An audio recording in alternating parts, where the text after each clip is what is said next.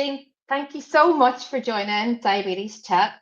For those who don't know Jean, I'll give a little short and sweet introduction. I see there's plenty of people though that do know you, Jean, and but anyway, so everyone meet Jean. She is a passionate advocate who has been living with type 1 for the last 17 years. On her blog, she very hilariously says that she now drive her diabetes. Known as the Diabetes Mindset on socials, Jean's an Irish student dietitian studying, is it a master's in dietetics in Edinburgh, Jean? Is that it? That's it, yeah. And you're a bonkers sea swimmer, a dancer, singer, and a writer. And in December 2020, she started blogging on Instagram under the theme Diabetes, the Diabetes Mindset, and aiming for an honest portrayal of life with diabetes. She'll talk about why she calls herself the Diabetes Mindset later on. Jean's advocacy extends to promoting access to diabetes care and technology, and she's actively engaged in the diabetes online community. But her journey has led her to major conferences through DDoC and other organizations. She has set up a peer support group with others in Edinburgh, and she is from the south of Ireland, from Limerick, and is involved there in peer support, and we'll talk about that a bit later too. But her story is really strong, and just has been growing over the last number of years, and we're so lucky to have you on Diabetes Chat. Thank you so much for coming. Tony is going to take you through the 90-second questions. I'm going to put a timer on and try and do this really fun, because that was really fun to watch. I've got my little timer here. So have you? Okay, right. I don't even need to. Then I'll leave you in Tony's. See, I thought that 90 seconds was to do with each answer, but it's going to be really hard trying to read through that lot. It's let alone. You don't need to, Tony, but it actually sounds so fun. All right, I'll let you go. Let you guys go. Jean. Oh, thank you. Thanks so much, Ray. That was a lovely introduction. I really appreciate it. I've got a massive head after that, so just thank you so much. And yeah, just lovely to be on tonight. So I really appreciate it, and it's so nice to be in the space. And I feel like I'm cheating though, having gotten to listen into Tony's quickfire round. Yeah, so that wasn't. Yeah. So you know the approach now. No doubt I'll still struggle with it. I still am a bit anxious about it, but we'll get through it. And I had it absolutely. I was stitched up like a kipper. So, are you ready? I think so. Okay, so here we go. 6 questions. Oh God, the music. Oh. So 6 questions on the specialist subject of you. So, ready? Yeah. Are you steady? Just about. Okay. Could you turn the music up? That was the one thing that was unsteadying. Yeah. It's a bit like it's a bit like having questions under pressure, isn't it? A lie detector. Yeah, it was like the timer as well. Yeah. We were gonna start on the needles underneath the fingernails as well, just to up the ante. But no. I thought I got a head start, but in actual fact, I needed something of obstacles to jump over there to even it out back into a level playing field with everyone else. Okay, so you ready? Yeah. Brilliant. So starting 3, 2, 1. Name and occupation. Jean, and I'm a student dietitian and diabetes advocate. Brilliant. Where were you diagnosed? How old? And when? I was 11, 2006, and in Limerick. Okay. Do you fingerprint or use smart technology? I have a CGM and pump, so I'm on the Medtronic 780G system. Hybrid. Okay. Good. When you do finger prick, do you change the Lancets every day? I know what the answer is going to be. Absolutely not. Who does? I think I have Lancets. I think I've just given up on that. Okay. Insulin pens or a pump? Pump. Okay. What do you prefer? Pump. Good. To-go hypo treatment? Sorry? To-go hypo treatment? Oh, sorry. Yes. D. Okay. And what do you think is worse, hypos or hypers? Hypos. Okay. What one thing do you like about being diabetic? The lovely people I've gotten to meet. Ah, they copied my answer there. What is the one thing you don't like about diabetes? Long-term complications and mental health. Okay, good. Love or hate the smell of insulin? Love, make it into a candle. Ah, yeah, that's great idea. And then finally, on a desert island, what things would you take? Can include diabetic things. Phone, charger, power bank. No electricity there.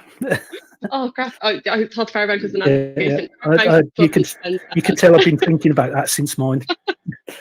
Okay, Yeah. we just got a little bit over 90 seconds, which is 1 minute 47 seconds. But that was probably me. Just Well done, you guys. That was amazing. I think we should just rename it as the 1 minute 47 quick fire questions. Come on, it's a new name. We've been. You know what? That's on brand for me though, because I am late for everything. So the fact that it went over, that's switchy. Is that a diabetic thing? Because my family reckon I run on Fox time. And they have this thing about, so whenever we got to be somewhere, they always tell me a quarter of an hour previously. So but it's terrible. And I can see my daughter getting the same trick now. Can't get her anywhere on time. Oh, do you know, I'm in that camp too. Like, just trying to fit one more job in. Do you think it is do you think it's a type 1 thing or just coincidental? I don't know. I think it might be an ADHD thing with me. Okay. Yeah, I think it might be, like, in my experience anyway, because I have friends who have type 1 and they are so punctual. Like the girls I run the Diabetes Edinburgh group with, they kill me for they're so on time and I am so not on time. And we end up just having 2 different start times for things, basically. I was hoping to go downstairs late and say to everybody, listen, there's a reason why I can never get out anywhere on time. It's not my fault. And then blame it on the condition, but you've just kind of shut through that with I think it's just part of her personality too. I honestly try to be on time, and I have to work so hard when I have to be on time, and I do work very hard at it. But if I don't have to, I will go and put a load up in the washing machine, and just expect to have green traffic lights all the way. Oh, I'm the same. I have such optimism. Like Kamil, actually, who was on last week, was here for New Year's, and he asked me how long it took to get from the shop to mine. And when we were halfway through the walk, I said it was a 5-minute walk, and he was like, "The walk is not 5 minutes. We're halfway through it. It's 10 minutes of a walk." And he said, basically, my idea of time is not factual. It's not fact-based. It's vision-based, and I love that. I have a vision. That's a really nice descriptor. I like it. It's like we're time lords. Just kind of like, you know what? Just enjoy life. It's okay. We'll get there. Exactly. We have it right. Everyone else has it wrong. How did he describe it again? Because that was a really nice phrase. Vision. A vision sense of time. Vision sense. I've just written this down because it does make sense. Not fact-based, which I just think is brilliant.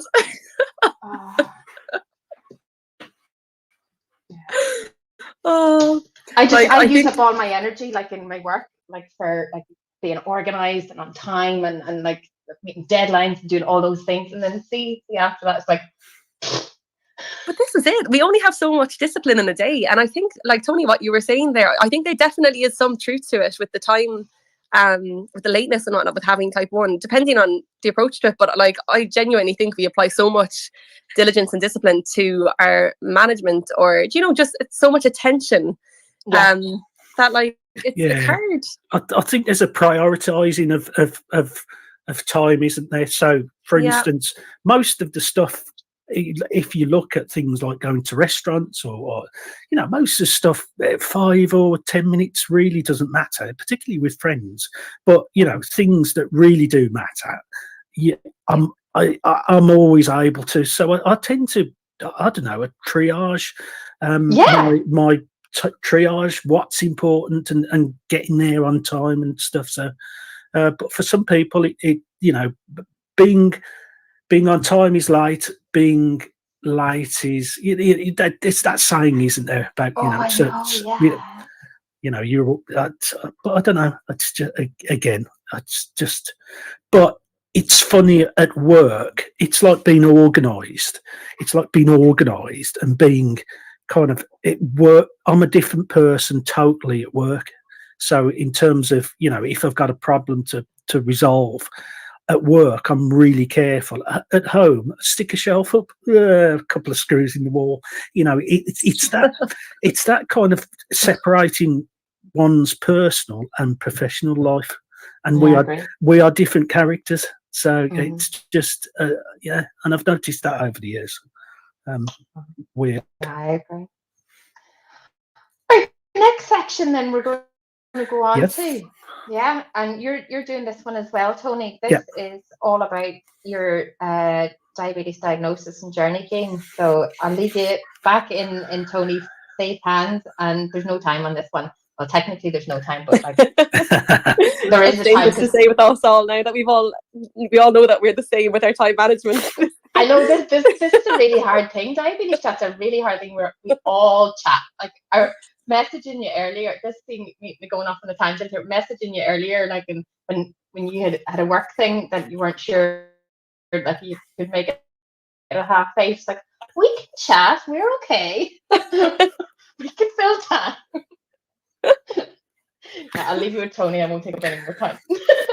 So diabetes diagnosis and journey. So we'll talk about the diagnosis and then the journey, and so just answer however you want. I mean, it's really a chat about you and your journey more than anything else. So I'll kind of I don't know, share with the community your diagnosis story, where and when and how old, and then we can talk about the obvious things like support and reactions from the family and stuff, but where and when and how old.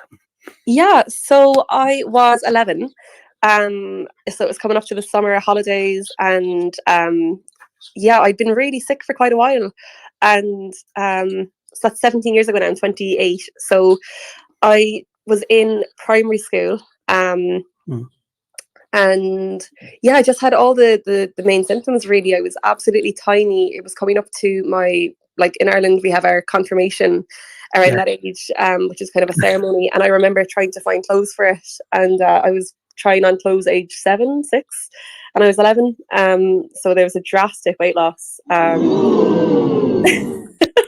That wasn't me, by the way. That was me. I was like, oh no, that's supposed to be a sad one. Sorry. Don't be at all. That was brilliant. So it was a bit mad. And I went to the GP a few times, and initially they thought it was kind of like a stomach flu or a flu, and at the last minute I remember we were just like literally up and we were walking out the door, and my GP is a lovely man. He's been with me since I was a child, like, and he's a great GP, and he at the last minute said, we'll do a urine sample, and then my ketones were really high and my blood sugars were quite high, so just basically got an overnight bag and went straight into hospital for 2 weeks, and had the time of my life in hospital. They were lovely to me. They were so great in the pediatric unit, and I must say, for diagnosis, that was probably the best part of my care. They gave me a false impression of what I was. I think at that age, at that age, you know, because I was 10, and you just do as you know, it's just one more thing, isn't it? You just do as you're told, Yeah. And it's all a bit of a crack, and you know, you're get lots of care and looking after, and it's just, you know, I always say it's probably worse to get diagnosed older, because you know, if you've gone through your teens and into your 20s, it's just you've developed that part of yourself that kind of doesn't like. But you know, it's just, yeah, it's interesting. I mean, how, looking back on, presumably, you know, looking back at family photographs, could you see yourself kind of getting worse and worse? I mean, did your parents kind of, you know, notice that you know, if you were physically kind of getting worse and worse? Yes, yeah, definitely. Oh God, we have like very few family photographs. It's only in later years that I started bullying my family to taking family photographs, so we don't have the recording of it really. But yeah, they definitely noticed. I think especially when I went to buy the clothes that time, that was really an indicator when all of it, because, you know, with the other clothes I was just putting belts and stuff, or like, yeah. But then when I went to actually buy new clothes, and all of a sudden we realized the drastic difference, because you don't really notice. Well, it wasn't severe enough at that point as well. I was lucky that I, you know, didn't get that to that point where I was near diabetes coma or anything like that. But diabetes is in my family as well. So my granddad and my uncle had it too. So it was good in that way. But yeah, it's an interesting one. I think thankfully my GP did that test at the last minute, because all of my symptoms were a lot more flu-like than anything acute really. The weight loss was just the main indicator, I think, and that was kind of the final straw from my memory. But it's all quite hazy, to be honest, when I look back on it. I think I was really unwell for a few months, even if the symptoms weren't the obvious ones, as drastic as, you know, they can get. They were still obvious, but I think the whole time I was just really unwell with it, and the whole kind of period there is just quite a blur. I remember going to like school races and downing energy drinks and looking for energy from any kind of foods as well, just with the exhaustion, a lot of fatigue definitely. But yeah, it was quite blurry because I was so unwell. Yeah, I don't know, is there a better age to get diagnosed with? It's so hard to say. I've heard people say that too, you know, that it can be better to be diagnosed as a child or as a adult, and I think it's one of those things that's so individual. For me, it was a great crack. You know, we did 2 or 3 weeks off school. It was brilliant. It was just, you know, and I got to basically inject oranges, and it was great.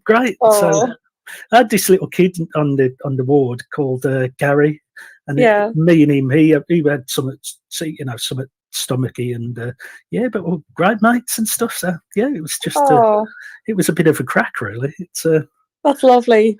Yeah, it's a funny one. The ward, like, honestly, on diagnosis, I think they're like, the teams there are just brilliant. Like, I was similar in the 2 weeks I was in hospital on diagnosis. They were just fantastic. They like used to bring the PlayStation down to my room for me, and just, yeah, really, really attentive. But I will say it was quite, the most dramatic part about it for me at that point, when I didn't really understand it all fully, was the fact I didn't get to go to the summer camp, which was the next month. So I made up for it though. I went the 4 years after. But yeah, I wasn't allowed to go with the diagnosis being so new. Did you? I mean, how did you ultimately? How did your parents feel? You know, about, was, you know, have you ever talked about that, or did you talk about that at the time, or did, you know, was it the classic thing about, as parents, you kind of do your worrying in on your own without letting your child worry? Yeah, they definitely took that approach, which I don't know was the best thing for them, to be honest. Yeah, they very much, they were like, they were amazing, and they did everything they could to try and protect me from it, and really took all the management into their hands. My mom and my dad, I suppose my mom kind of took the very hands-on approach, and then everyone else in my family at the time kind of stayed back from it a bit, and I think that was kind of something they maybe agreed on, to not have it as the main focus. But I don't know, it's interesting now, seen, I suppose, living in Scotland now and seeing things like the family weekenders that happen by Diabetes UK, where the whole family is immersed and allowed to kind of discuss it and ask questions and be a part of it, because it does impact everyone. It's not one of those things, I think, that can be, it can be minimized and it can be seen as something small and just a thing that we all do. But I think if people don't have that opportunity to talk about it, I don't know, is that the best approach? But at the time there was just no supports available and there was no advice given on how to do it. So I mean, my family were just incredible and always have been, and they've really done their best with what was dealt. There's no right way to deal with the diagnosis, I think, and it's so individual.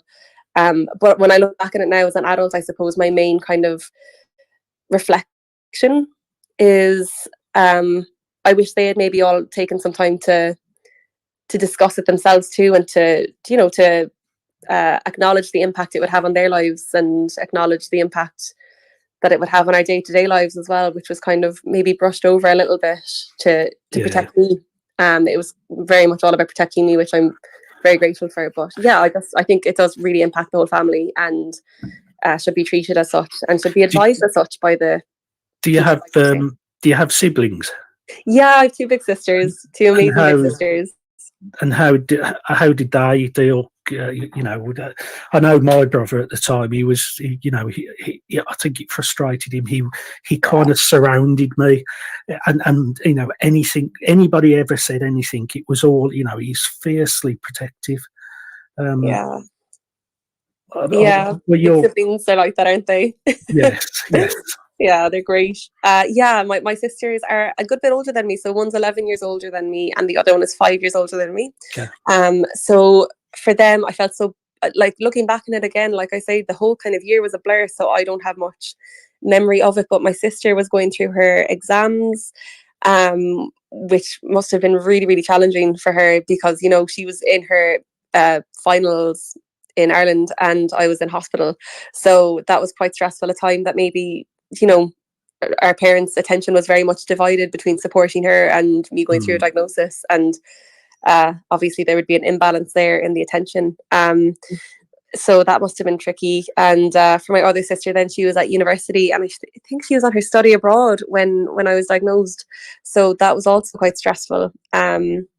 It was a quite unusual situation, all of it, because, my granddad had it and my uncle had it as well. And my granddad was still alive at the time, but my uncle had passed away a few years before prematurely. So I think with that as well, there's a lot there that maybe we haven't all even chatted about still to this day. But it definitely impacted everyone in a different way. And yeah, it's good to have conversations about that.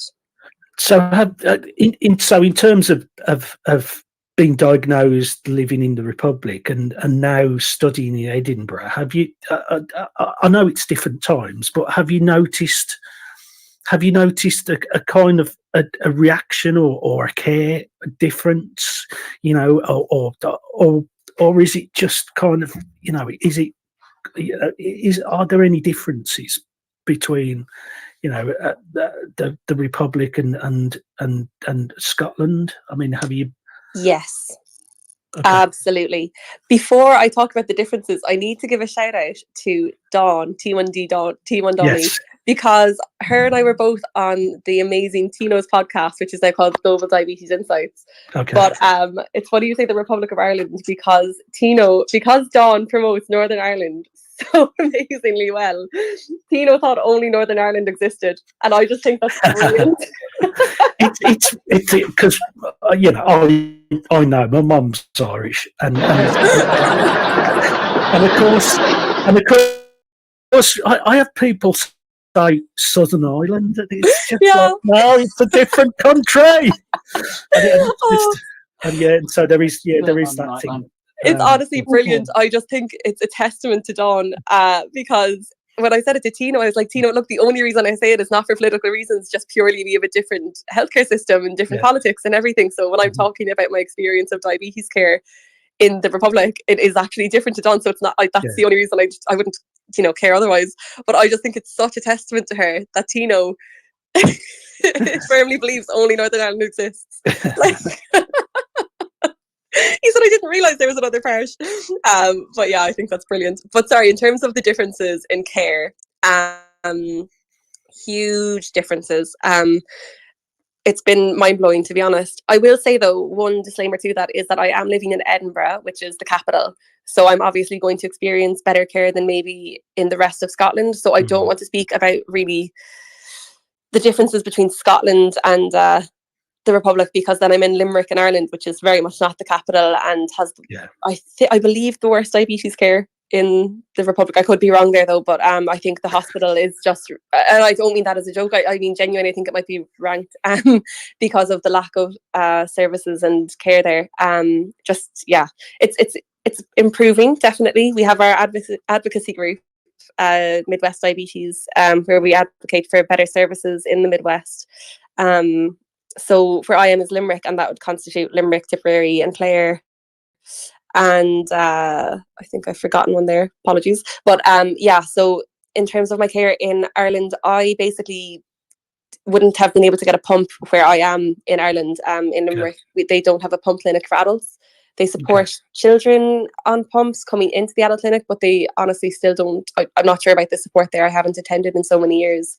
So what I had to do in Ireland was pay for private health insurance and travel to a different city for my care to be able to have access to a dietitian, to have access to the same doctor, like the same endocrinologist. In the clinic in Limerick, previously I would never have seen the endocrinologist. I would have seen the student doctors on rotations, and not that they are not very competent and whatnot, it's just that it meant there was no continuity of care, which was a real struggle. So every appointment was very much just confirming I was the person on the sheet of paper in front of them. And there was no. I think that's a similar that for me feels like nowadays GP care. You know, my GP retired a couple of years ago, and now I'm only ever seen by whoever happens to be there. And so and it sounds as though that doesn't instill, you know, a relationship which is so important between patients and healthcare professionals. It's, you know, we're fairly lucky, most of us, having that relationship with their consultant and their DSNs. But I mean, certainly that must have been a bit, not alienating, wrong word, but no, definitely alienating. Actually, that's a good word for it. I would definitely agree, because I mean, it takes a while to build up confidence to speak to someone, especially about things that are quite, you know, what's the word, pervasive in your everyday life. And it's hard to build up that rapport with someone. And they honestly, I think with something like diabetes, it does really need to be the same doctor that you see continuously, because they need to be able to see you through different times of the year, through different cycles of life, to really be able to support you and help you acknowledge patterns when maybe you can't. Because that's the whole thing with type 1, isn't it? We're trying to acknowledge as many patterns as possible and then reduce variability in the ways that mean we can still live life and do what we want to do in life, but understand the variables and how they interact with our diabetes, and then make changes around those, or prepare to make changes around those. And if we don't have that support, that's very hard to do on your own, and that's the point of having that support. I really will say for my care in Ireland, it was really, really poor up until I started getting my care in Cork. And it was really lucky that I had moved to Cork at the time. Basically, I moved after university. There you go, best city in the Republic. I honestly, after Limerick. But yeah, I love Cork. It's great. Not to sound like someone from Cork, but I love Cork. It was there that I moved to there for my first job after university, and started attending my care there.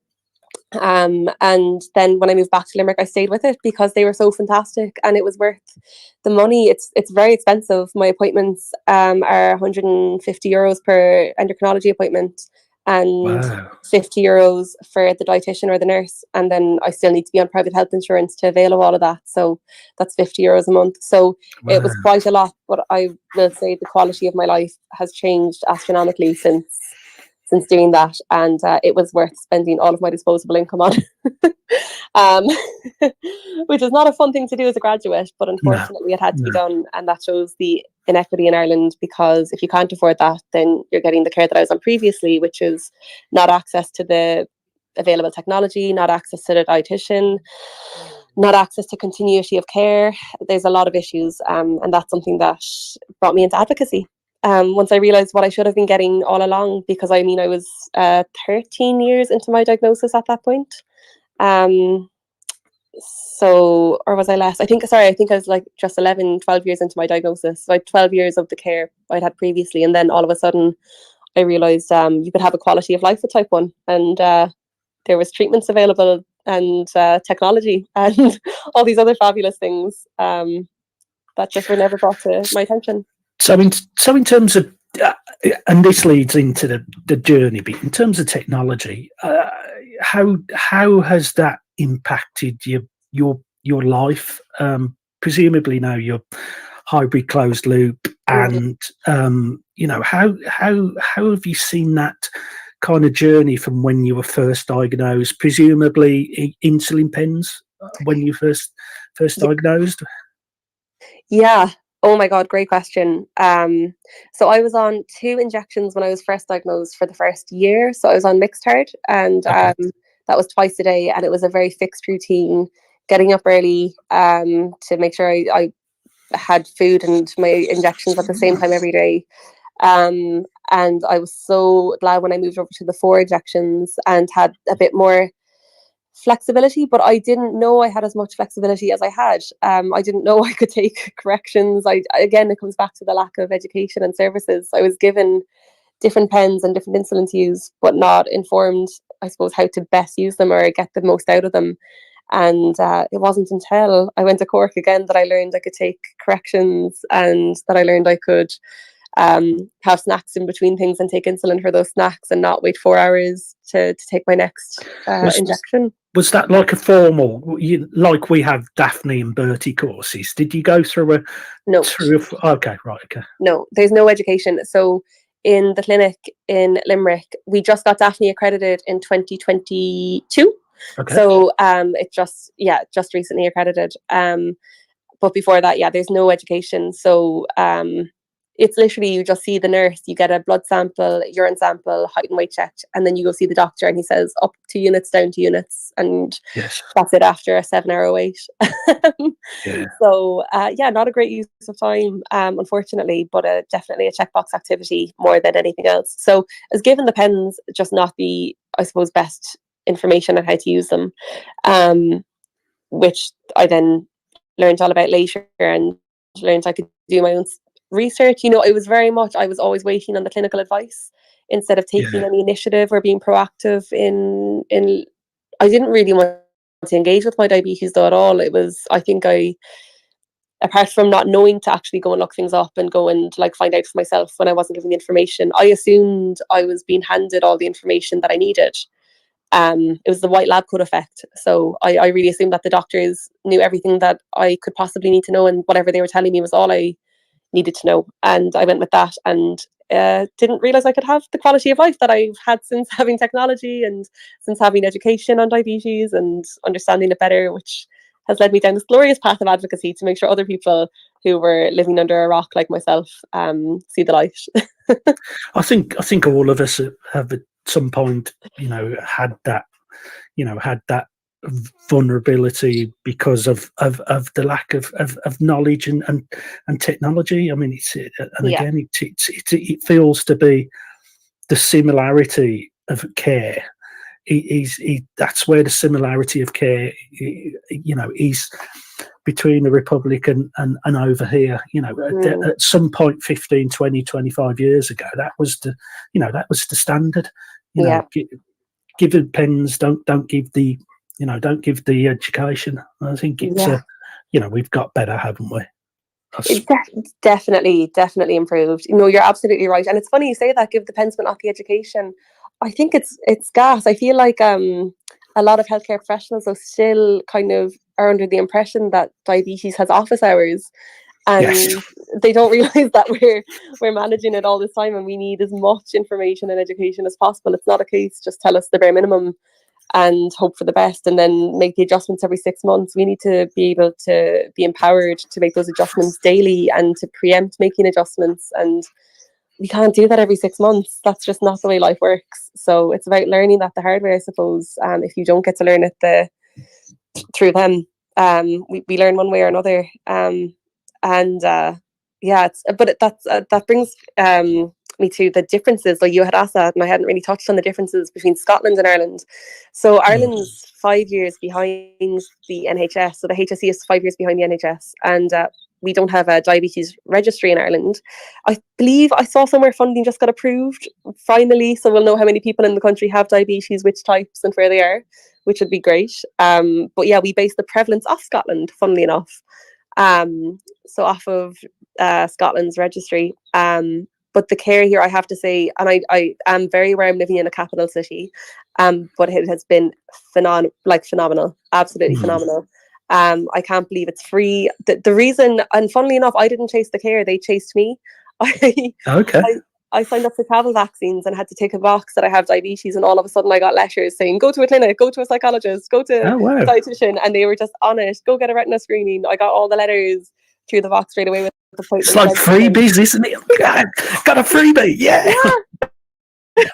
I'm gonna go and have drops in my eyes because it's free. Oh yeah, bring it on. That's it. It was. I was very impressed. I got the letters like as soon as I ticked those boxes within a day. Not the letter for the counselling, but they were lovely to offer me that support. So it's great to attend diabetes specific counselling over here, which is incredible. I think that is. I think that side of things, and particularly, the burnout and the emotional side of things, that probably still is quite a patchy side of care. Particularly, I know that from my own, from my own CCG, it's just there's not the resources available for help, particularly in terms of mentally, physically there is. But, I think, again, like you say, it could be because you're in a capital city. Yeah. And there's more resources. I mean, have you gone through that? Have you gone through that stage of burnout and emotional or mental, that kind of disengagement with the condition? Oh, absolutely. And you know what? It comes in peaks and troughs. I mean, like, it's not like I've gone through one stage of burnout. I go through multiple stages of burnout. I feel a burnout is a bit like the way other conditions have flare-ups. Like, I think it's just natural. Like for me anyway, sorry, it's very personal and individual. And I know people who haven't gone through burnout, and kudos. Because for me anyway, I definitely struggle with a lot those periods of burnout, because you're right, we're equipped with the physical side but not the mental side. And the thing is that if you want to be able to take care of the physical things, mental things need to be in check.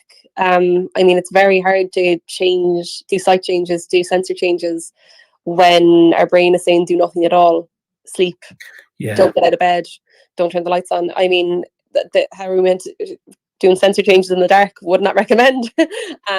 So those periods of burnout are really, really tough. And yeah, I've gone through multiple of those. And I think it's been really nice the last couple of years being in the diabetes community and having the word to articulate what that experience is. People often say like labels aren't necessary. I think labels are really helpful for me. They help me to identify what's happening, and they help me to understand it better, and also make me feel not alone in it. And like I failed at something. Not that I wish burnout on anyone, but for anyone who shares their experiences on it, I really appreciate it, because it's really nice to know that it's not just me struggling to do this 24/7 job that I never sent a CV in for. I think, we probably all said ad nauseum that it's amazing to have our community in all the different flavors that it comes in, because you do. It's a very alienating condition. I mean, certainly at 2:00 in the morning when your alarms are going off and you need to, it's a very alienating condition. when in fact, you know, the next day you fire a tweet and say da da da, and you're getting, you know, literally dozens of responses saying, "Oh yeah, that happened to me. Yes, yes," and it's comforting. You know, it's comforting having our people, you know, together, understanding. And do you know what I was thinking about recently? What's even more alienating, when you don't have the diabetes community, and that experience happens where you have that 2 a.m. low blood sugar and you feel like you're going to die, and then you eat 7 pots of ice cream. Not me, a friend. No, it's definitely me. But I mean, when you have those experiences and then you wait 6 months to talk to a healthcare provider who's never experienced that, and instead of showing compassion and saying that's a completely human reaction to a terrifying situation, they say, "Why did you do that? You're only meant to have 3 dextrose." You know, like the shame and the stigma that can come from. I think healthcare providers are great at providing the logistics. They're great at providing the scientific information. But unfortunately, sometimes not all, don't get me wrong, there's incredible ones. And like I said, the ones I met in recent years have been fantastic. But in the past, coming to them with those experiences and being told you've done it wrong, you've survived wrong, is more isolating. And it feels worse than the next time it happens. Whereas when you talk to people about it who've gone through it and you have a laugh and you say, yeah, we did not do that right, but we survived it, and we did it what was right for us. And that's more important than doing something by the books, doing what's right for you as a person, as an individual, with this very scary experience. That already is very scary, given that it's the middle of the night and you're literally on your own. But then, to talk to someone who doesn't get it about it, versus talking to our lovely community and, like you said, firing up that tweet, hearing other people's experiences of what they did and how they got through it, there's nothing like it. So I've got a question here, which is actually a great thing, and I think about this all the time. What do you wish you'd known when you were newly diagnosed that you know now? Ooh, Anything, that's a really good one. anything. I mean, it could be, you know, don't eat yellow snow. It could be, it could be anything. But you know, that's a great question. I think just what I wish I'd known is that there's no right way to do this. I think when we're diagnosed, we're kind of given this set of criteria, rules, hoops to jump through, targets to meet. And there's just no right way to do it. And there's going to be periods of time where you put loads of work in and it doesn't go right. And then there's periods of time where you do absolutely nothing right and it all goes fine. There's just there's no right way to do this. And it's very individual. And even if you figure out the right way, that could just be for that month, and then the next month it'll change again. So that month, that hour, that day, that week. Exactly. Diabetes is what they say in office terms, agile. Yes. So that's what I wish I knew, because I think I kept trying to meet things and targets that weren't realistic and were keeping me fixed in a place where it was kind of a case of jump, and I'd say how high and they'd say sure, jump there and we'll see. And that's not how it works. So. I've just thought of another for the 90-second questions that we could have, and that's: have you ever cheated in your book 3 minutes before clinic time? That's the only way I ever did it. I never filled in those books. Oh my god, it was shocking. And I don't know if anyone else three or four different pens, coloured pens, and you'd write sometimes with your left hand. And you need to spill your tea on it a little bit as well. Yes, and then scrunch a corner. Did they do this for you though? So in my books, I must find them. I've kept them at home just for the years to have the records for the crack. But they used to circle my high blood sugars and underline my low blood sugars. Oh, yeah. Oh, God. So it was honestly like being in class and getting your essay corrected. But I have a theory now when I reflect back on it. I think they had no idea what the hell to say to me. And to people generally, I think they were honestly, like I said, they were doctors on rotation and they weren't seeing us continuously. I think they were just doing circles and lines for the crack because they didn't know what else to do. It was just to give them something to talk about. It's like, oh, if you had 5 circles and so many a bajillion circles. Yeah. But like, Mine are all circles and lines. It was yeah. It's like, in a way, it's like ringing a help desk, isn't it? You know, your care depends entirely on the person, and the answer you get regarding your problem to the help desk isn't going to be the same answer you get the next time when you phone. No, and it's like 6 months out of date because it was from the bloods from the last appointment, not this one. Yeah, that's so true.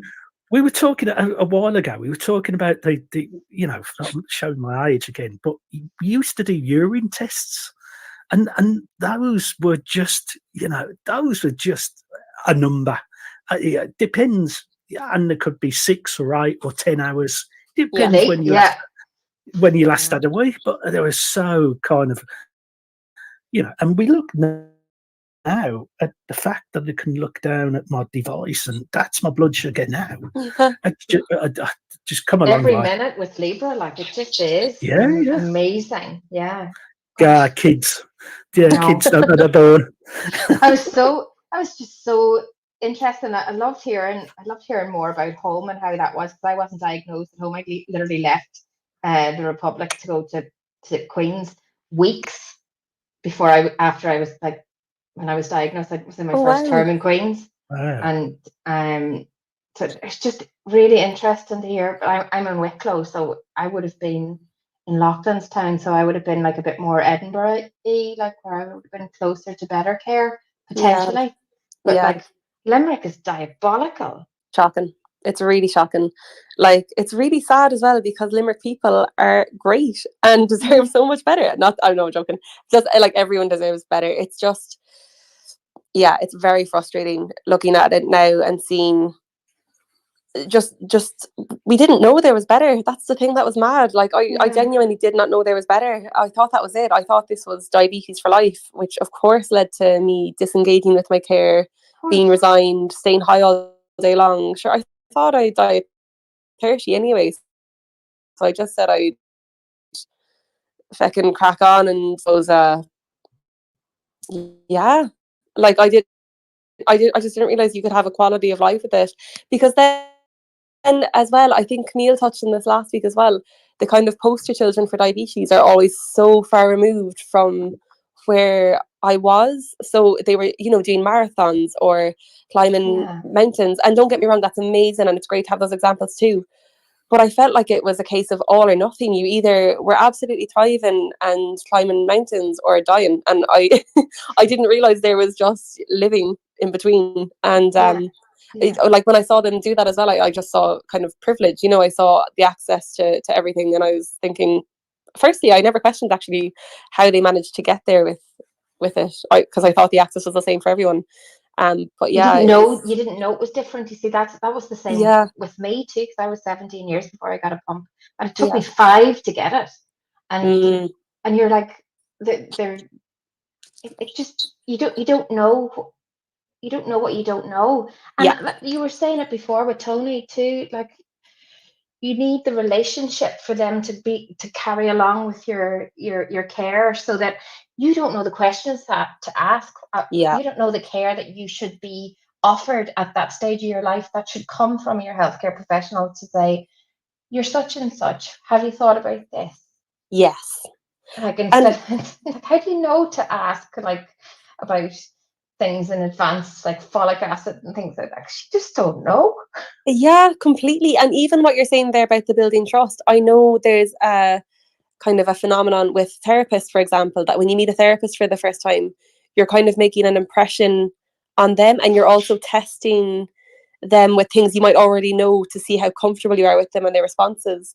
So when you're meeting with a GP or a doctor, your first appointment, you don't even realize it, but I think many people are just trying to make an impression of them and see what they're like and test them, because it's very vulnerable to ask for those things that you need, and it can be really hard to advocate for yourself. So to have to meet a new person every time, that you need a lot of confidence to go straight in the door and not worry about saying, hi, how are you? I'm this person, you know, get to know each other. It's very hard to just be like, hi, I need these things, and especially if maybe at the last appointment you were rejected or you were stigmatized in some way by the last healthcare provider, the next one you go into, you're not seeing a different person, you're seeing a healthcare provider who stigmatizes you, and it can be really damaging. And when you ask for those things, and when they're only prioritized for people who have bad diabetes, yes, that you're saying, I have bad diabetes, I need these things, and you're like, no, what's this? And it's just a resource shortage. Yeah, exactly. Honestly, I think it's a bit of propaganda, the way the way that like diabetes tech has been marketed, because I had that experience as well, where it was very much told to me that, you know, and now it's so funny with everything I know that there's not one person in the world who's a bad diabetic. Anyone living with diabetes, living with it, is a good diabetic. There's no such thing as a bad one, because existing with this is so much work. And it's I really do not, I can't believe that was even a thing that was ever said by them. Do you know that, like, if your diabetes is bad, you get this stuff? No one's diabetes is bad. Everyone is doing their best, and it looks different for everyone. And that's a core belief of mine. And nobody is surviving wrong, like you say. I think that's such a big grace. Gosh. Yeah. Jean, I could just keep talking about. We could all just keep talking about this bit, like, for so long, because this is and lovely, and I know you need to talk about your advocacy stuff, like, too. Yes. Sorry. Like, it's just, it's just it's really interesting that it's the same but different. Yeah.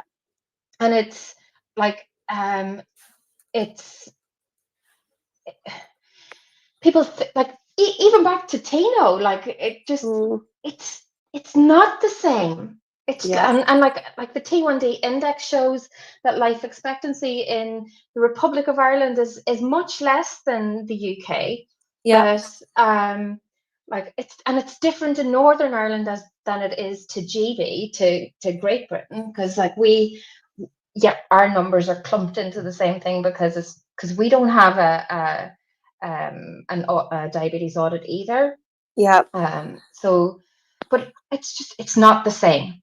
Yeah. And we're so small. Like, this is the thing. This is what bothers me, is that we're so small, and it is so possible to get it right, and the funding is there. It's the complete inertia and lack of change and lack of resources, and the healthcare provider burnout. Like, the burnout for like people working in healthcare in Ireland is shocking.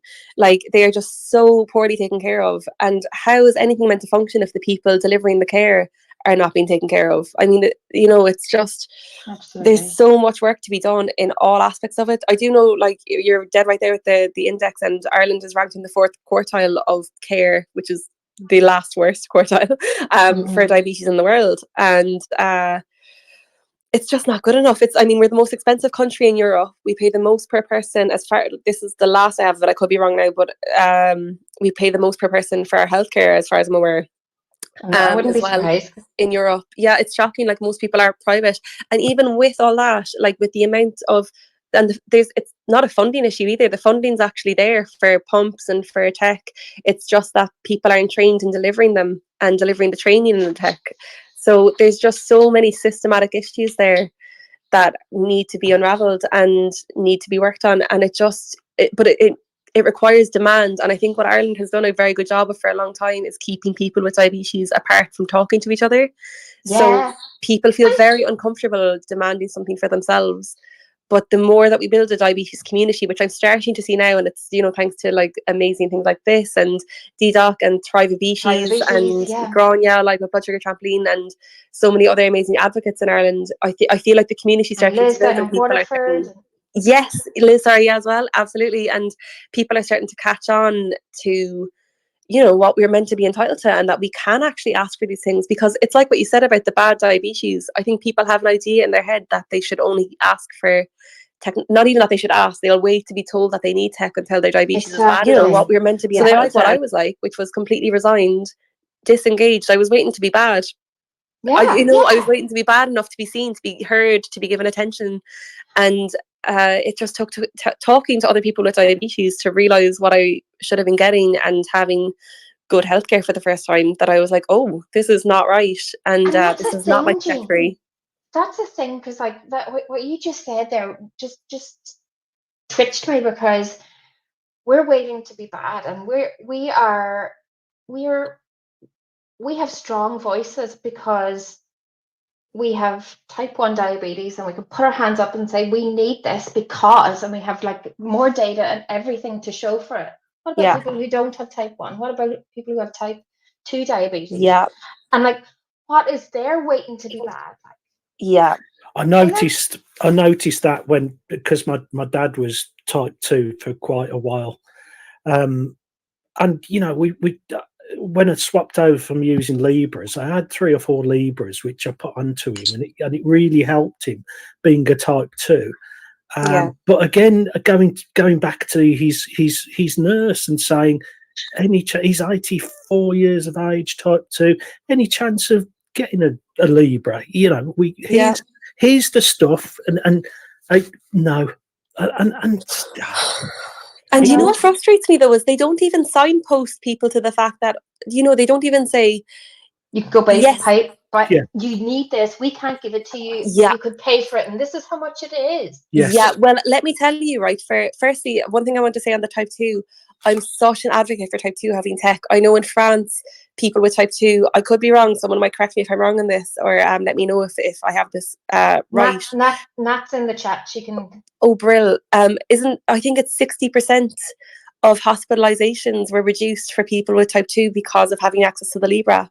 She said 100%. Great. Yeah. So I thought that was the last stat I had heard on it. And I think, honestly, anyone with type 2 should have access to tech. It drives me mental that A, type 2s don't get access to it, and B, type 2s aren't encouraged to share their voices the same way we are, or, you know, it drives me mad. But just on that point as well about the not being told, so when your dad wasn't told that he could go buy it, for me, when I asked for the Libra, bear in mind, I was paying for private care, right? I have type 1. I asked for the Libra, and instead they asked me to go use a bolus advisor for a year to prove that I could carb count and use tech effectively, because it would overwhelm me, the Libra, and I wouldn't know what to do with it. So they gave me and what's worse again, right, is I thought that when they gave me the Libra that I would then have it on my prescription. But no, they gave me 1 free Libra, and I said, okay, and great, is that on my prescription now? No, you go and self-fund it, you order it through this website. I could have been doing that myself for the year previously. I didn't know. You are joking me. Yeah, honestly. Oh, my journey with tech is hilarious. So this is the trajectory, right? I asked for the Libra, I got a bolus advisor. Then I got the Libra, right? And I was paying for it. And then I got onto them because honestly, I literally did not have the disposable income. Like I said, I was on a graduate salary. All of my spare money at this point has been spent on my appointments and health insurance. So then I said I couldn't afford it anymore. Not nights out at the student union. After this, gal just scanning blood sugars. Kebabs. You should have cut back on the kebabs. I was taking insulin shots. Other people. We've all been students. Don't pull that one.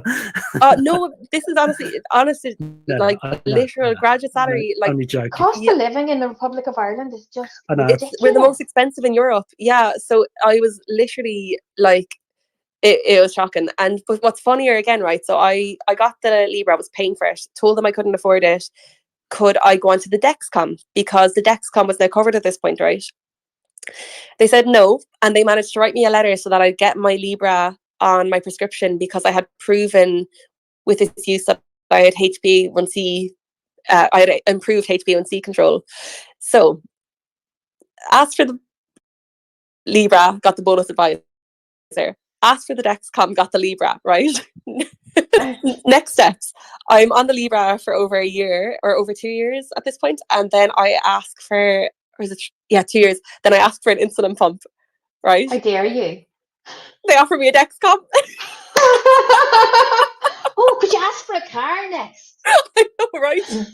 Oh my god! But I just thought it was gas. Like literally, no matter what I asked for, they'd offer me negotiation. Oh my god! And when they offered me the Dexcom, that was my breaking point. And I wrote them a 6-page letter explaining how my mental health had just absolutely deteriorated with the 15 years at this point of injections, them not working for me, waking up high every day, like poor quality sleep. And I had just friends at this point who had pumps, and I knew that that was what was right for me. And when I wrote them that letter anyway, they got the pump for me within 6 months, which is a phenomenal turnaround. But still... No, that's not fair, because that's the whole approach, where you need to split your wrists, show them the blood dripping out of your arteries, and for them to go, oh yeah, okay then. Yeah, literally, that is what it took, to be fair. Like, I was at complete breaking point, and we were talking about burnout earlier. Burnout is what I was in. Like, it was just horrendous. I was so unwell all the time. Didn't feel like I could take up a full-time job. There's so many things that were at this point impacting my mental health, and I was so worried about long-term complications, and I just knew that this would improve my quality of life. So I wrote them the email, and they got it done for me. But again, paid €400, I think actually 600. I think it was 400 then 200 for the appointments, for the pump training. So again, it's down to a complete inequity in Ireland as well. Really, really shocking. But it's changed my life. I'm on it 2.5 years now, or just over 2 years, sorry, and it has absolutely changed my life. Like, I cannot imagine not being on an insulin pump now, and it breaks my heart knowing that we still don't have a pump clinic in Limerick, and getting a pump is totally down to your A, the way your healthcare provider talks about it, and B, if they even talk about it. Wow. And you still can't get one in Limerick, though, because you've no pump clinic. No, I think you can get it privately. I think there's one endocrinologist in Limerick who does it privately. I could be wrong now. If people have more up-to-date information, definitely tweet it and share that out if things have improved. But as far as we're concerned with the Midwest, we still don't have a pump clinic for adults, just for children, pediatrics. Wow. Yeah, so you have to travel. So again, it's all affordability. So this is huge advocacy for your own self, and having to like really visualize the burden of your diabetes for your team to actually get access to your like small bits of token tech as you go along. Like you're like, I did say slitting your wrists, and that's not fair. Like, but you're like showing them your inside. Yeah, it's exhausting. How that's your personal advocacy, and I've read and heard you speaking about like the advocacy in the Midwest and how that started up, and like and making huge changes in 2022, and even earlier than 2022, wasn't it? Like, was it before then too, where like you guys all got together? It was over the 2 years. So yeah, it was 2021 when we formed. I hope sorry, those years are a blur with the pandemic. But yeah, it was 2020. But I think it was 2022 was our first. In very recent times. Recent times. Yeah, because our World Diabetes Day for 2022 was like our kind of big one there, where we met outside. Oh God, is my brain getting this wrong now? Outside the hospital. 2021 or 2022? I can't. Yeah, one of the 2 years there anyway. No, 2021. Sorry, it's 2021 because I moved over here in 2022. So yeah, 2021 was when we met up outside the hospital, and we had still loads of masks being worn in that picture. Exactly. Yeah, so still, it was an outdoor meetup, an outdoor gathering. But we did loads that year. Geez, we really tried to drive things home, and it was great. There was such a good turnaround. I mean, we went from having. So in that diabetes clinic that I don't attend, but that is the one that's local to me in Limerick, there was a 0.5 of a whole-time equivalent of an endocrinologist. So literally, that means for that diabetes clinic, there is only an endocrinologist working there on a half-time basis, not a full-time basis, and just one. And there's now 3, I believe. That's amazing. 2 or 3. I think one might have left, but I think 2 or 3. And then we went from no dietitians to 4 positions being funded for, and they were filled, but some of them have left since. So hopefully that's what I'm studying as well, to go back into one of those positions, hopefully. And then we got Daphne accredited in 2022, which is great. Yeah, it was June 2022. And then that's phenomenal. And that's just literally from you guys getting together and beating the drum. Literally, yeah. So Midwest Diabetes is just, they've been my lighthouse, to be honest. Those girls. So it's Grania, the original team there was Grania, Ashleen, Erin and Jill. And yeah, we'd have monthly committee meetings and basically divvy out parliamentary questions to send through to the Dáil. And we do that through our local politicians, who were really supportive and helpful, and they would basically drive forward to get those questions asked, to really highlight the lack of services and lack of positions and lack of care being delivered in Limerick and in the Midwest. And yeah, so we met monthly to basically have Zoom calls over deciding on those parliamentary questions, talking about what's been happening, and then divvying them out and kind of building relationships with our politicians and meeting with them, and showing them how important it is, you know, for these things to change and for services to be improved. And then we had like the World Diabetes Day meetup as well, outside the hospital. So we did a dip for diabetes first. We went for a swim that morning, and we did a swim, yeah, which was great crack. So we actually did 2 swims. We did one the week prior, and then we did another one at Snobby Sosta, great swimming group in Clare. If anyone ever goes to Clare, it's fantastic.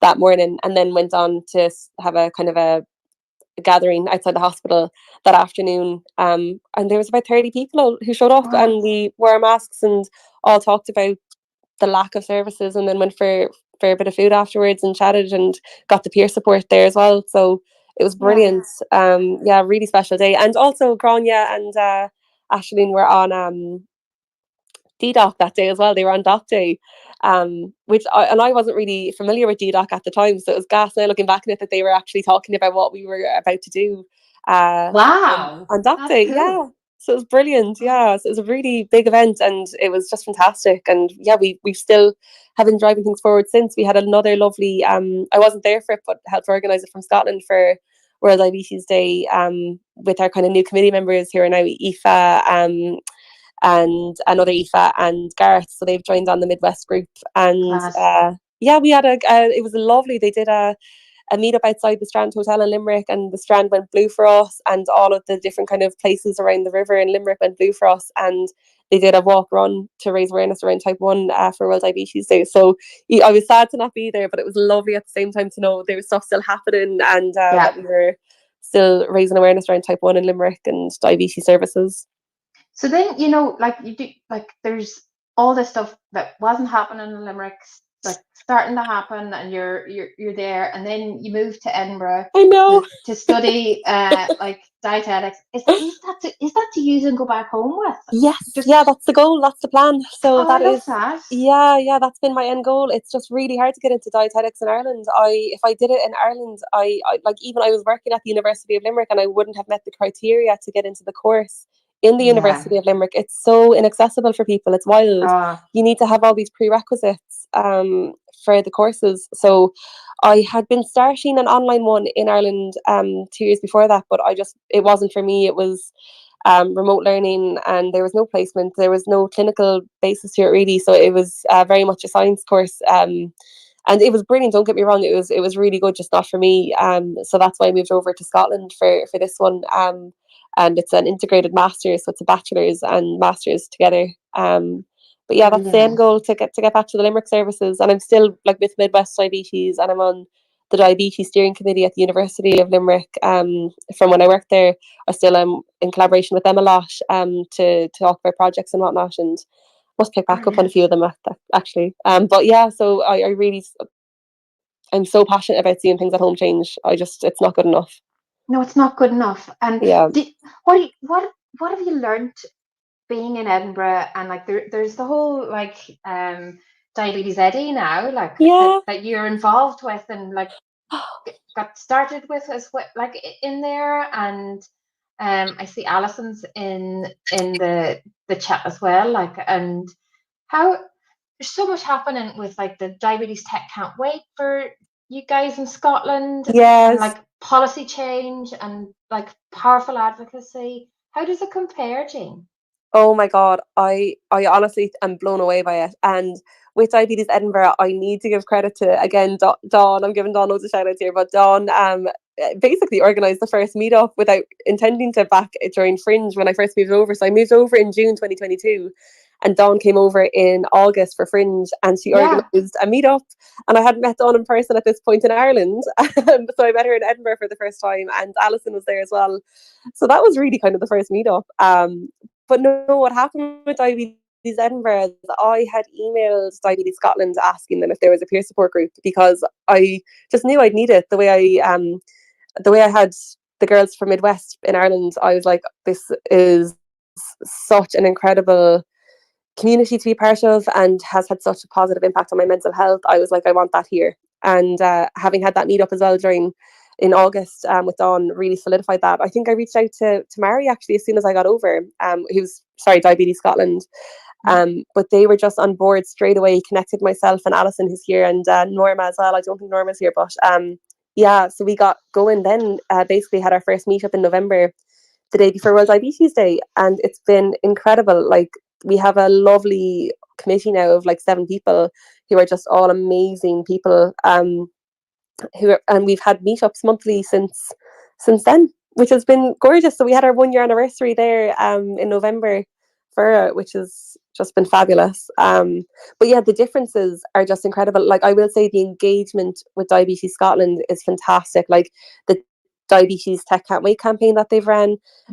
So like when that was happening in Limerick this year for World Diabetes Day, I was at the Scottish Parliament with Diabetes Scotland, because they had us there as advocates, and they had all of the different stakeholders who are involved in the Diabetes Tech Can't Wait campaign, where, you know, other advocates shared their stories of the change and the impact diabetes tech has had on them, and politicians got to speak about their learnings now about diabetes, and it was just incredible. Like, kudos to Diabetes Scotland for what they drive forward here. And then in terms of the healthcare, like when I've given flyers about Diabetes Edinburgh to any of my GP or my clinic, they've put them straight into their waiting room tables, which is so lovely to see that support of healthcare providers signposting peer support and being really encouraging about it, which is great.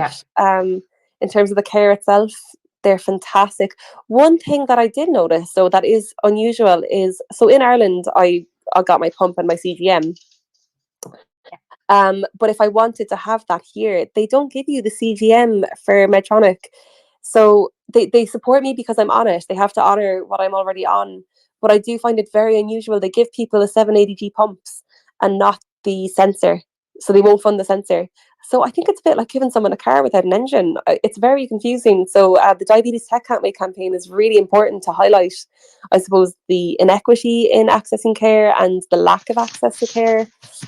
Because that's exactly how it is in Northern Ireland. There's no advanced CGM funded in Northern Ireland for peds or adults. No way. No adult or child has. That's such a lie, Mary. There's funding for 10% of pediatrics who are on pumps. So they give out pumps to pediatrics.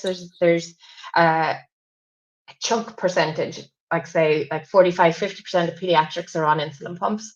Oh, wow. None are funded for advanced CGM except for the 10% that is saved for those that are diagnosed under 4, because Libre isn't licensed for under 4s. Yes. Oh my God. Yeah. So we have no access to hybrid closed loop in Northern Ireland.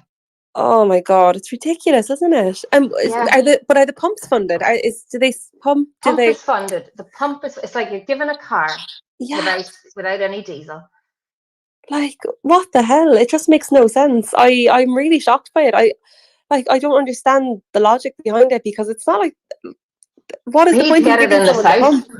Yeah, get it in the south. They get Dexcom and they get like the Guardian 4, but and they get the G7 and we can get Libre.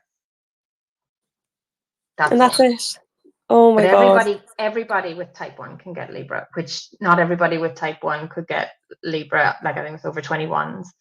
Like, couldn't get Libre in the south. Oh my God! Right? But I think that's changed now. But like, it's just how, like, it's the same, but it's different. Yeah. Well, that's it. It's just not. Yeah, I'll keep saying it's not good enough. Yeah, it's not good enough. Yeah, I'm really conscious of the time. It's 10 to 10. Right, look, important stuff. Tell me some important stuff, Jane, that you need to talk about. Like, talk about the IDF, will you, and DDoC.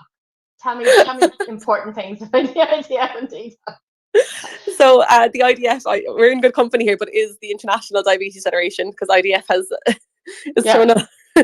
Yeah.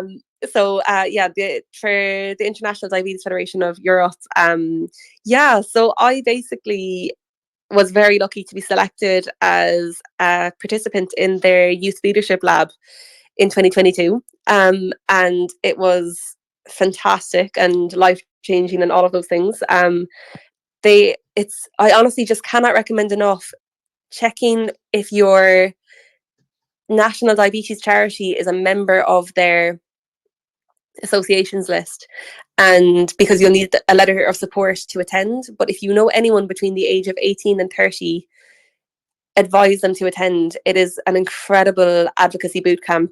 Like, you just learn so much. So I basically attended, and it was in Poland in 2022, and there's a whole list of incredible speakers who go to this, and the program put together is by the International Diabetes Federation, along with the host association. So depending on the country that it's being hosted in. Oh, I get you, yeah. Also, they just did their call out for host associations for this country, for this year. So if you've good contacts with your diabetes association, let them know, in case you'd like it to be hosted in your country.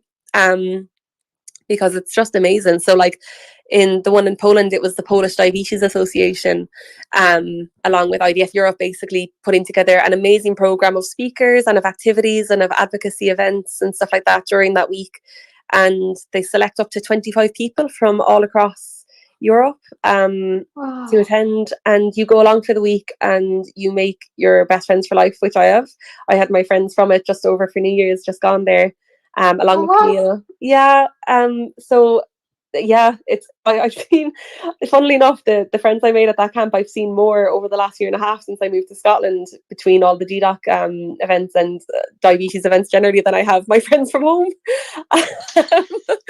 We did our sad goodbyes like you do at summer camp as a kid when we were leaving the camp in Poland, and then all of a sudden I was seeing them every single month. Like, in my head of it, like at the end of this, I was going to ask you, like, you do an awful lot of diabetes travel these days, and like, do you actually go on holidays, like, do non-diabetes stuff? I thought about this. I honestly, over the last year, so I just counted up, I did 16 international trips over the last year, and only one of them was not diabetes related, which is wild. I was wondering why. Like, it came to Christmas time and I was completely burnt out over the last few weeks. Just like couldn't lift a finger, like, honestly. And I was like, what is wrong with me? Like, where's my motivation? And then I did the tot up and I was looking at my year and I was like, oh, that was a bit mental. That's fair enough. So yeah, very grateful and bloody incredible, but yeah, just bananas. But yeah, I had that one trip that wasn't diabetes related, but it ended up, do you know what? Diabetes is one of those things where it's a little attention seeker. It creeps in. It became a diabetes trip because I was in India and for my friend's wedding, and I froze my insulin. So all of it. I'm so clever that I put my Frio bags into the fridge. Do not try this at home. So I froze my insulin and that became a whole fiasco. A lot of tears, a lot of scary times. But it was fine, it all worked out. One of the people attending the wedding lives down the road from me in Limerick, didn't know this, but there was an issue with their visa where the visa people got one number on their visa wrong, or one number on their passport wrong on the visa. So by the time my insulin froze, this person was due to fly out the next day and was able to meet my mother and bring over my insulin. Jokingly, like, you actually got it solved from home rather than in India. Isn't that wild? Bonkers. I thought it was amazing.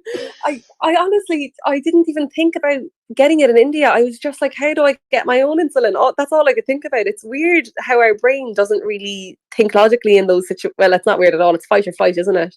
Yeah, So, no, it is. You have to yeah. ask that question outside yourself. You have to go, I've frozen my insulin Yeah. online, and then people go, I know somebody somewhere. Yeah. Like, let me get back to you. That's Yeah. it. So this fight, flight, and freeze. I went into freeze like my insulin. Yeah, and all you told was your mummy. Yeah, exactly. Oh, it took me ages to tell her though. I just couldn't. Oh God, the thought of phoning her from India and telling her I'd frozen all of my insulin was just the biggest nightmare. Do you know, that was what I was worried about with Johnny was away skiing over Christmas, and I was terrified of that, like, and like trying to get insulin to him in Austria, like if it was frozen. Oh, didn't happen. Right, so that's the but yeah, youth lab. Yes. So what DDoC? Yes, DDoC. Do you know what? DDoC and IDF Europe have been lovely and intertwining over the last year. Because on the International Diabetes Federation of Europe as well, it's just really important that people keep an eye out for those applications for when they look for people, because before we move away from it, I just cannot recommend it enough, because like the other opportunities I've gotten through them have been incredible. Like I worked for them for a few months as well as their youth coordinator. Oh, when wow. I finished, so I worked with them so I did the lab in July, and then I started working with them from August until April this year, just gone.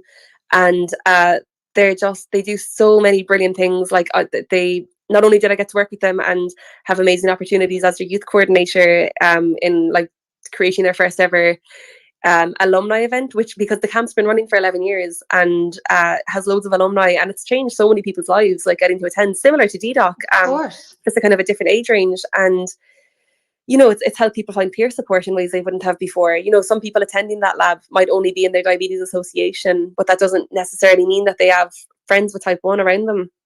So it's life-changing. And we got to have our first ever alumni meetup, which we did as a hackathon in October that year. And beyond that as well, like they asked me to speak at the European Parliament for World Diabetes Day on the diabetes resolution. And then continuing on from that this year, just in December just gone, I spoke at the WHO and IDF Europe Diabetes Summit, and about the resolution on building more resilient healthcare systems in times of crises and emergencies. So I just really want to say a big thanks to IDF Europe, because they've been such a huge part of my advocacy journey and in everything I've gotten to do and everything I've gotten to learn. And they had me back as like a mentor for their lab this year in Bulgaria, which was incredible, and got to meet again another batch of amazing diabetes advocates from all across Europe who are just so passionate about making things better in their country. And it's just been, they're incredible, and like a lovely project has come out because of the space we're in here. I'll just give them a shout out. So there's D-Youth, and that was the podcast project from the lab this year just gone. And they're doing, basically, they want to know your story, so they have a form that you fill out, and they look for people's stories basically about their experience and journeys, and they share it as a weekly episode on their podcast. Is Saoirse doing that? Is it Saoirse now? No, there's no Irish in that group. No, I'm thinking of something else then. So yeah, that's brilliant. Would you share yes, the podcast, because that would be interesting to share out, I think. Absolutely, yeah. I'll share the link here afterwards on a reply. I'm not sure how to do it from this, but I'll share it after. You share it on your own account, and hashtag DiabetesChat on it. And when you see any of those applications, like when they're published, like, would you share them too? Because I'll share them in the parents groups in the north here too, and in the south as well. Like, well, you probably have that. Granya's in the one in the south anyway, but like they're up to teens. They're not actually over 18s. But anyway, that's right. I digress. But either way, just to have it in people's mind and to keep an eye on it, and to be, following, because they're on Instagram and Twitter now as well. So if people are even following IDF Europe and seeing what other people aged 18 to 30 are doing and getting involved in, like IDF Europe promote all of the work by the advocates. So it's great for people just to even keep an eye and see, like, even if the kids are under 18 in those groups, that they can be kind of following the journeys of other advocates and seeing if that's something they want to get involved in and seeing their stories, Yeah, it's a great way to stay informed.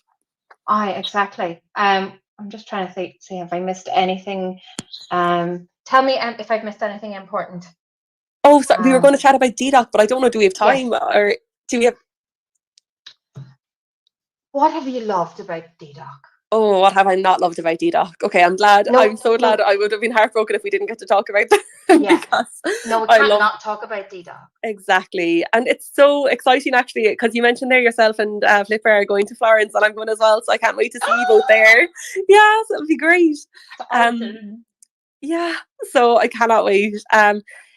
DDoC, oh my God, where do I start? So 2022 was a very interesting year because in Ireland we came out of lockdown in February, and then my first ever DDoC conference was in April. So it was in Barcelona for HDD. And what was amazing about it was, so I got the virtual scholarship for the first conference, and but I was over in Barcelona because I was at Abbott's not together as one, their DX forum. So I was at the DX forum in Barcelona. So I got to meet like Steffi and go to the last day of HDD in person. And yeah, so it was amazing. And I got to meet Kate Gayeska over there as well.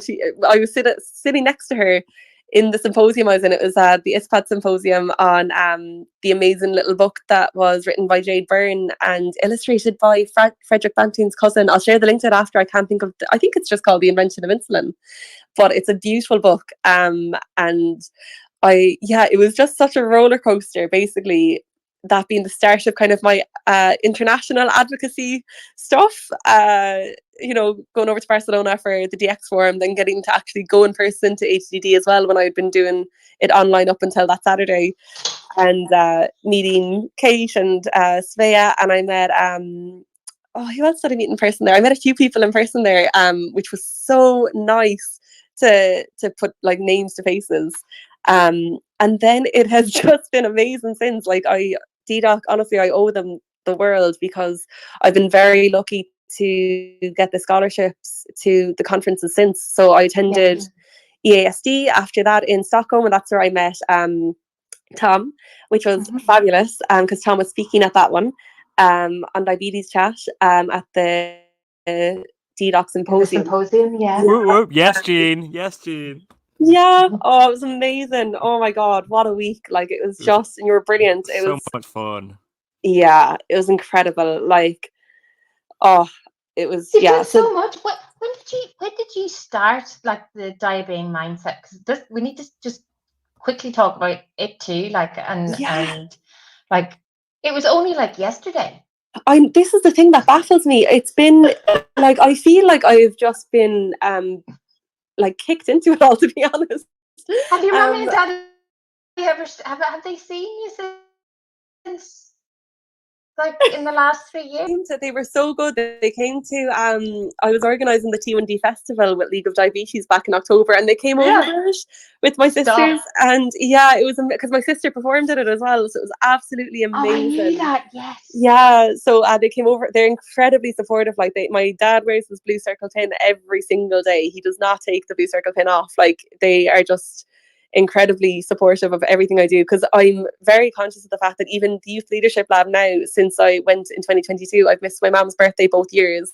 I've seen her the week after, but it's always on during her birthday. But I come straight home the week after. I fly from it.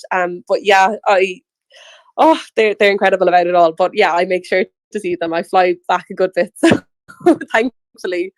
But yeah, I started it in 2020. So literally the pandemic was on during 2020.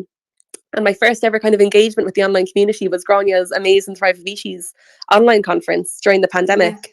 And I jumped on to let people know that you could get the Libra reimbursed with 6 months of use and demonstrating improved HbA1c control. I just wanted everyone to know that you had some way of getting the Libra for free. I was very naive and very green, and I did not realise that that was just not the case, that it was, that it's not every healthcare provider is going to write that letter and going to support people. So my whole goal of starting advocacy was then, when I realised that people weren't getting letters written for them, was to let them know you could get tax back on the Libra. So that's how I got involved with diabetes advocacy. I just wanted to tell people how to get money back on the Libra so people could get the Libra. And then I realised this whole community existed, and I was just blown away. And yeah, it's all escalated since, because then we were in the pandemic up until 2022. And once everything opened up again, so that opened up in around March. Then April, I went to Barcelona for the DX Forum and HDD, and then the months after, I went to the IDF Youth Leadership Lab, and I also went over to see Jade Burns Pricks in Newcastle. So every trip all of a sudden became about diabetes, because I then moved over in June to Edinburgh for my master's. I got told I got the master's in the middle of June and moved over by the end of the month, and then yeah, everything since has been just diabetes related, and it's been conferences and labs and did you speak in public before? No. So yeah, it's been a roller coaster. Really thrown into it. But yeah, I'm just kind of swimming and hoping for the best and hoping things change. It really suits you, Jane. You're like, I was chatting to Tony on Saturday, and I was like, do you know, there's a word that describes Jane, and she's just sparkly. Oh, you're just sparkly. Thank you so much. That's very kind. That is an amazing word. I'm so pleased with that. If people say what's one word that people would use to describe you, I'm going to run with that because I love it. Thank you. Like Prosecco with gold dust in it. Kind of, yeah. You're just so smiley and sparkly, and like, even like that whole chat, Tony, like, was like, there was lots of sadness. Like, there's just like, it's just not right. It's not good enough. Will I do a wee summary, Tony? Go for it. Yeah, you're in charge tonight. Okay. I'm a trusted lieutenant. Jean, we had such a lovely chat with you, and it was I'm going to say it was just nicer because you're a girl from home too. We talked about the differences between the Republic of Ireland and Edinburgh, basically, in care, and how vastly different it is. And we, like, at the end there, like, even talking about how different it is from East Coast to West Coast in Ireland, and it's the same, but it's different, and it's not what people think. They don't even think about it. Yeah. There's so many assumptions, I think, around what diabetes care is like in each country. I mean, another thing that I've learned through DDoC and the IDF Europe Youth Leadership Lab is how different care is in country to country in Europe, and how we can make assumptions about a country and what they have available to them. Yeah, I just got goosebumps on my knees there, like, because that's where the advocacy stuff is really strong, and where what I feel about, like, DDoC and anything else I'm involved in is that you learn about what's outside your own diabetes. Like, you just think that everybody's the same as you, and nobody is. Everybody's different, and I think what advocacy, I feel, even having two with type 1 in this house, we are both very different, and our diabetes is very different, and we are the same type, and we are in the same trust.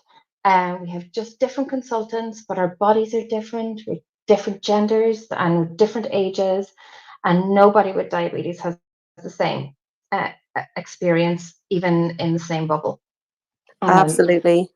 Yeah, and like, your work in advocacy with IDF Europe and the Leadership Lab, and all with DDoC, and what you do for all of us with like, in the World Diabetes Day conference, hosting the international, like, session as well. It's bringing other diabetes in other countries together. It's just really nice. I really love the work you do, and thank you so much for talking about it tonight. And I feel like I've learned a lot. Thank you so much, Mary. That's so kind. Thank you. And same to yourself as well. Like, the work you do is incredible. And I just feel like we're in such good company here. Like, as I said a while ago, like, it does take a village. And I feel like the work that we all collectively do is just so important. It's what stitches the fabric to hopefully build that tapestry for better care and frameworks that people can take what they need for their own advocacy and build it into what's suitable for their, you know, their countries, their politics, their culture, and leave the rest, and just so that hopefully care improves everywhere. That's the goal, isn't it? Like we start by advocate, like Steffi said this before from DDoC, like we start by advocating for ourselves, and that becomes advocating for others. And that's the thing, I think when we build this community, it becomes so much easier to ask for what's needed when we know that it's not just one order, that it's a group order, and that, you know, within that group order there's individual needs and differences, but just that it's not just for yourself. It's so much stronger to ask as that choir and to have that community. So I think between what you do here in DiabetesChat and all in your own independent advocacy work, and yeah, we're in very good company here, and I always feel that way in the diabetes community. It's incredible, and there's nothing like it. Yeah, and our voices are small, but like I'm just the last thing I was going to say was that you spoke on DDoC, and the title of it, or it was about the butterfly effect. Yeah. And like this is what it is. It's no big strong voices. It's just individuals. Yeah. Trying, like, making change in the Midwest, making change in Edinburgh, making change in the Republic of Ireland, in Northern Ireland, in Great Britain, in Europe, in countries beyond Europe. Like, it's just individuals making that change. Absolutely. And I think I don't think people realize this as well, like the more individuals that step up and that come forward and use their voices, you know, sometimes people can feel like they're not expert enough, or they don't know enough, or they don't have enough experience, or, you know, there's all these different things that people have in their mind that holds them back from using their voice.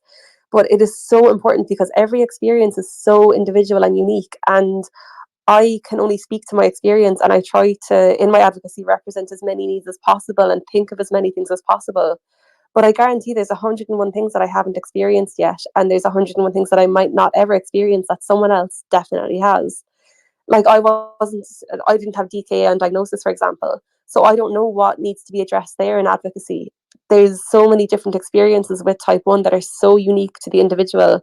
Yeah. And everyone's voice is important. Like it's not just a case that like and it's not about pressure either. Sorry, I don't think people with diabetes need to be an advocate. I think having diabetes in its own right is more than enough work. Like I have friends with type 1 who are there, like, you know, they say they feel so bad they're not doing advocacy, and I'm like, you have type 1, that is more than enough. Like I love advocacy, and that's why I do it. I wouldn't do it if I didn't love it. It's changed my life in such incredible ways, and it's how I've made the second family that I've made, and there's so much to it that I get from it selfishly, you know, from the people I get to meet and the incredible things I get to see happening in change. But that's something I'm passionate about. For people with type 1, having type 1 is more than enough. You're an advocate just by having type 1 and doing advocacy. My point is just anyone who feels like they want to do advocacy shouldn't not do it because they think their voice isn't important. If you're feeling that call to get into advocacy, to speak up, do it. Your voice is so important, and it doesn't matter if you're saying the same things as well. It's not that what you're saying has to be different. The more repetition we have of issues, and the more repetition of things coming up, and the more demand we have for different things, the better. So basically there is no limitations to getting into advocacy. There should be no barriers. Unfortunately, obviously with different countries and visas and stuff like that, it's really frustrating. But still drive forward, and ways will be found to get your voice in the room. I hate this thing of like seats at a table. I really think we should flip the table. Like tables have limited numbers of seats, and honestly I think when it comes to advocacy there should be no limit to the amount of seats there. Everyone's No tables. Heard. No tables. No tables. And you just started by just talking about being yourself with diabetes. Yeah. And that's just all it takes. Yeah. If you want to start being an advocate, it's just talking about your own. Literally. And that's where the name came from for my name, the Diabetes Mindset. Actually, it was just about, like when I was started blogging about it, I was like, oh, I don't want to be negative, I don't want to be positive, and I was like, there's neither. You're just being. You're constantly being with it. There's never. It's not a diabetes isn't a fair weather friend. It's with you through everything. Yeah. So you're just existing with it, and yeah, you being yourself with your experience and sharing your experience could make one other person feel less alone in theirs. And I think In there's the nothing whole more thing. powerful than that. Yeah. Yeah. Thank you so much, Jean Langford. Oh, thank you. This was lovely. Oh, I just had the most gorgeous evening. Thank you so much. It's just been Thanks, Jane. incredible.